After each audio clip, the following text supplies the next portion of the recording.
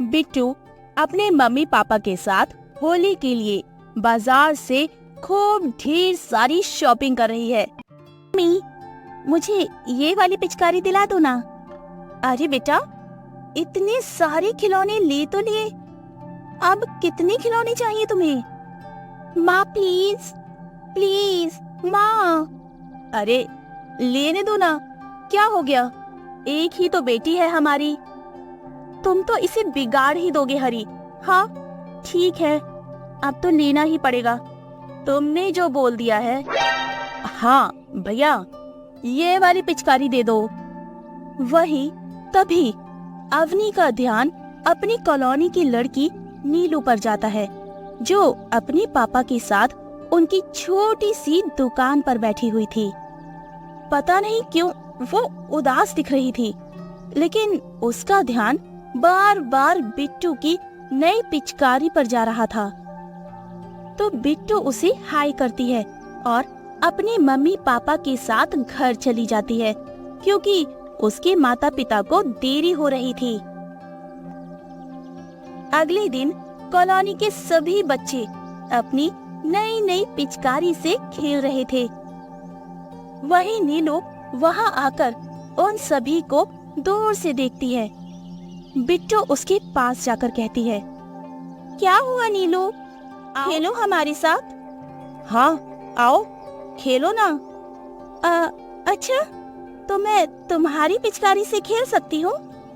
हाँ ये लो। और इसके बाद नीलू भी उनके साथ खूब मौज मस्ती करती है। पता है, आज सुबह मैंने टेबल में 500 रुपए रखे थे, पता नहीं कैसे अचानक वहाँ से गायब हो गए। अरे क्या बात कर रही हो? कल मैंने ड्रॉर के पास 500 रुपए रखे थे, वो भी अचानक से गायब हो गए।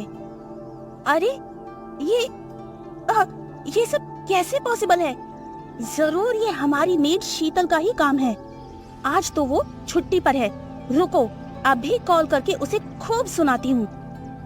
उसे कॉल पर बहुत भला बुरा कहती है। तभी बिट्टू वहां आती है।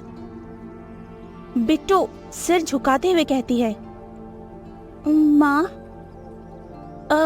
वो पैसे मैंने ही चुराए थे। ये सुनकर हरी और अवनी बहुत गुस्सा होते हैं और अपनी बेटी को बहुत डांटते हैं। अच्छा छोड़ो बेटा, ये बताओ कि तुमने ऐसा क्यों किया? हम कुछ नहीं कहेंगे, अब बताओ बेटा। माँ, वो नीलू है ना, उसके पापा के पास बिल्कुल भी पैसे नहीं हैं। उनकी गुलाल की छोटी सी दुकान है जो इस टाइम बिल्कुल भी नहीं चल रही। मैं तो बस उसकी हेल्प कर रही थी ताकि वो भी हमारी तरह होली मना सके। इतनी छोटी बच्ची के मुंह से इतनी अच्छी बातें निकल रही थी, जिसे सुनकर दोनों माता पिता बहुत गर्व महसूस करते हैं। तुमने नीलू की हेल्प की ना, चलो अब हम भी हेल्प करते हैं, चलो। और इसके बाद तीनों नीलू के घर जाते हैं और उसके पिता की दुकान के सारे रंगों को वे खरीद लेते हैं। नीलू ये सब देखकर बहुत खुश होती है और खुशी से उछलने लगती है। पापा, अब हम लोग भी अच्छे से होली मना सकेंगे। हाँ, और तुम अब नई पिचकारी भी ले सकती हो नीलू। हाँ Bittu, happy Holi Neelu. Same to you Bittu. और दोनों गले मिलते हैं। वही नीलू के पापा कहते हैं, आप सभी लोगों ने मेरी बहुत मदद की। अरे इसमें मदद की क्या बात है, हमने तो बस तुमसे सामान ही खरीदा है। हाँ, अब आप पूरी खुशी के साथ होली मनाओ। और इस तरह बिट्टू और उसके परिवार की इस मदद से नीलू की होली भी अच्छे से मन जाती है।